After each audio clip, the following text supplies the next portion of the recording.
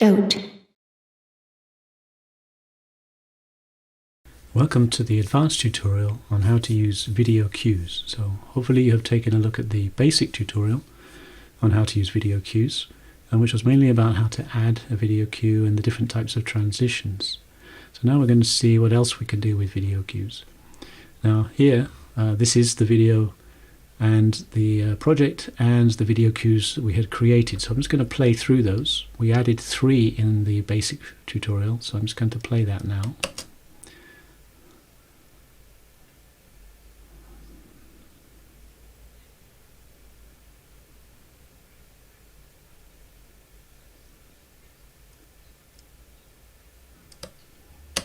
So you see it was just 3 not very clever transitions, but one of them jump cut, one of them zoomed out, and the other one sort of zoomed and panned to capture their both faces. Now the idea of the video cues is often you have to, at the very beginning of your video, set up a cue for the basic view that you'd like, and then every time you wish to make a transition, then you can add a video cue to do that transition. But any transition will last forever. So this view here is just going to keep on going until the next video cue. If there were no more video cues, it would just last for the whole video, the remainder of the video.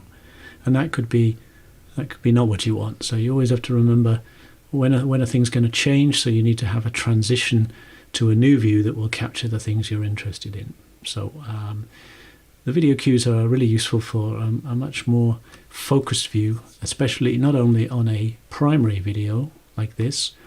You can also, because you have a secondary video, you can have the secondary video looking at a different view of the same video, or, for example, this one isn't, or it could be a different camera view altogether, which is zoomed in or out. But there's only one set of video cues, and they apply either, if you select this here, to the primary video, and that's the one you must edit the view of to get your new video cue, or you can select it here and you'll see it also flips this one. You can switch it around, so if I turn this one here, and then this one's no longer tracking as we play, it's only this one, but you must edit this in the primary to get your video cues set up. So there could be a reason why you wish to switch these, but all the editing of video cues must be done in the primary video. So I'm just going to revert it back, and what we're going to see now, I'm just going to get rid of the secondary video so we can focus on this, is in the basic tutorial we added a video cue for the same video, and now we're going to add it for a second view to do a switch, and there could be a reason for that. Let's just, in this case, when we're going to just switch to another view that shows them from a distance, just for the sake of it. Let's say we wish to do it about this time here. So all we have is the plus icon here, and if I click that, then let's choose not the camera that we're currently seeing, but a different camera that's in the middle of the room. And in that case, we can't really do a smooth transition from this view to the other camera view, because that isn't going to work. You can't do a transition from this to a completely different camera in an intelligible way. So really, transitions should only be applied for the same video, for a transition inside the same video. So we'll leave it like this, and then we don't yet know what the view is, so we can't set that up. So if we save, you'll see this is the view we have from that camera, and that's not particularly good. If I click it, then we need to edit it. I could right click it too, and what we need to do is just find the view that we wish. Oh, there it is there. So it just happened to be in the wrong place. It can be quite random where it's pointing. And let's say we just wish to, because we want to have some perspective on what he's doing in relation to the group working here. And then if we say edit, set to current camera view, that's this one, not the one that was there before, which was completely wrong.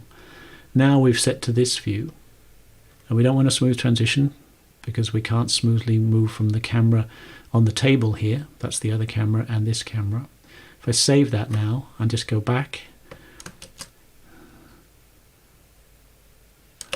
you see there's the jump cut to a different camera, and we get that he's actually turned away, she's sort of moved in. So there we have a switch to a new camera, and then we could add another one which would be zooming in, for example, on this group. So if I just zoom like this, we get a better closer view. I could add one now and do a smooth transition and choose the Insta360, and let's see what happens now. And there it switched and then it zoomed. So you might need two video cues, one to do the changeover and then one to do the movement to what you want, if you want to do some sort of zoom or pan. Of course, you could just switch to the new view without having to zoom or pan, but there might be a reason to have some larger context. Okay, so we've set up video cues now, a string of them, some of which are doing transitions within one video and some are transitioning to a new video. And as you know, in the Media Manager, we have two here, and if you have the Pro version of DOTE, you'll see that many more of these will be active, but in the free version you cannot have more than two active in one transcript. So we could actually choose a range of cameras or even a microphone, which is on the woman here who's running, to be able to hear or see better. So that's the wonder of video cues. It sets up an automatic set of transitions that when you play your video, your transcript through, you'll see these transitions just as you need them. If you don't want to, you can just turn them off here, and then you can do whatever you want. And however you move this to whatever view, this is, if you've seen the video panel tutorial, then you'll know this one here saves the view that you have and saves it when you reopen the transcript, but it is not tracking or following these. If you go to free view, then that means you can change it, and then if you switch back to the fixed view or to the follow view, then those will transition to those views that were stored. This one is not stored at all. It is just a free view. So you can we can look over here, see, oh yeah, that's Jakob Davidson over there. Then we can switch back to this one or switch back to this one. So we have at least three different views, two of which we can save for next time, and one of which we can automate. And then editing, of course, what you have to do is either select, let's go back to one of these, let's select this one here, and the one before that, if you need to zoom in a bit, you can just zoom in a bit like this. Let's select that one. It could be we don't want to have that zoom in for some reason. What does it move? It moves to this shot. So let's say we don't want that one. If you right click that, or else click this, so if I click this one, you'll see, or if I right click it, you'll see, we could delete it. We could change the transition, we could set up a new move, a new view. So if I say delete, then we have got rid of that one, and we have defaulted back to the one prior to that. And then as we play, now we have a zoom from that general view into the faces rather than from the hands into the faces. So the transitions will still work, it's just that they might not be exactly the same transition, but they will end up at the target that you've set up, the target view. So, and what you can also do is if you like a view, let's say we want to have it actually more like this, then you can right click and then set that camera view, even though that wasn't the view right then that you were looking at. And that now is set as the target. So you don't have to be necessarily at the point of the video cue, because the phenomena you're interested in might be happening slightly later.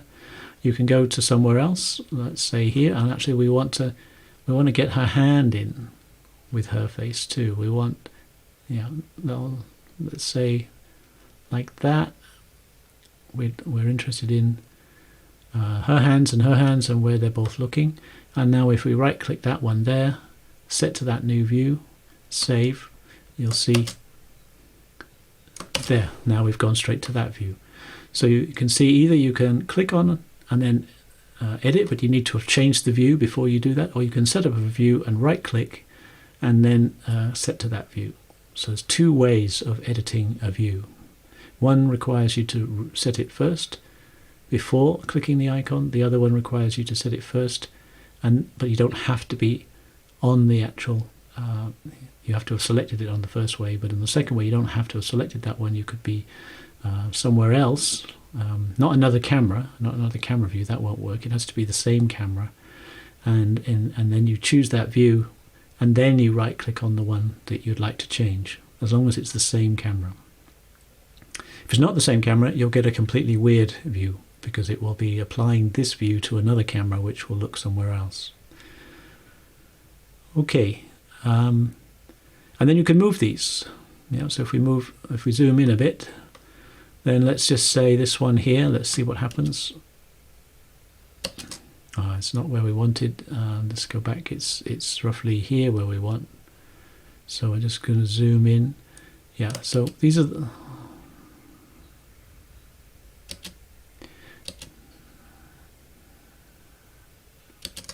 the ones we created. You can see, I think this one here is the one we wanted, and this one we created, and this one we created, and this one we created.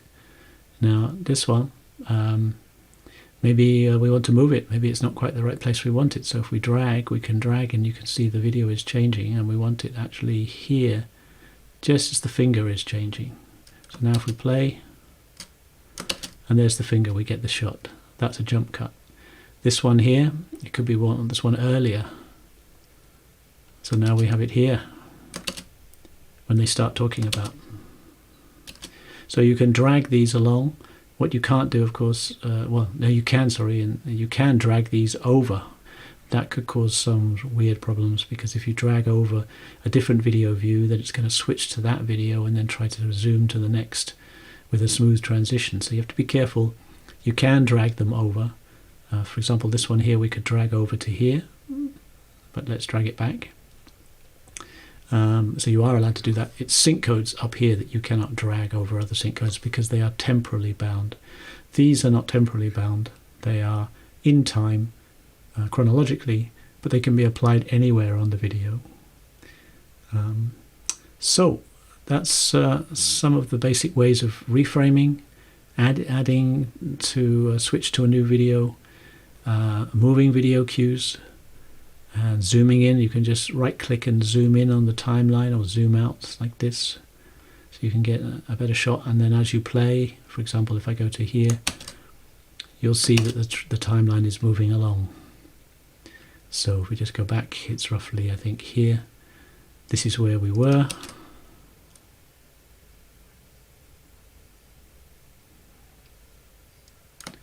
And there's the zoom in, and then there are these ones that we added. So that's all on how to use the video cues from an advanced perspective, and with a fairly simple set of transitions that are available. But we're not doing video editing with a powerful video editor. We're offering some of the key ways that you can manipulate a video view and switch to a new view inside the transcript. The DOTE, the distributed transcription environment, so that you can better highlight the phenomena. And one way, just as a clue to do that, is if you're giving a presentation or you're doing analysis, you might create separate transcripts. You can actually, save as, duplicate this transcript, create a different set of video cues, because when you duplicate, you can get rid of all the video cues and set them up yourself as a new way, with exactly the same transcript for a presentation where you highlight certain phenomena that you want to. And then you make a different the same transcript, but a different set of video cues to highlight something else. So you can have multiple video transcripts, and all you have to do is open that other transcript and then play it through, and you'll have all those video cues automatically queuing just as you want. And of course you can override it, as we said, using the toggle buttons here. And of course you can change the views which secondary or primary view is showing the video cues once they've been set up, or you can disengage them all. So you have a fair amount of flexibility that is designed for getting a better grip on the phenomena that you'd like, especially when you have multiple video cameras recording at the same time. That's all for now on the advanced tutorial.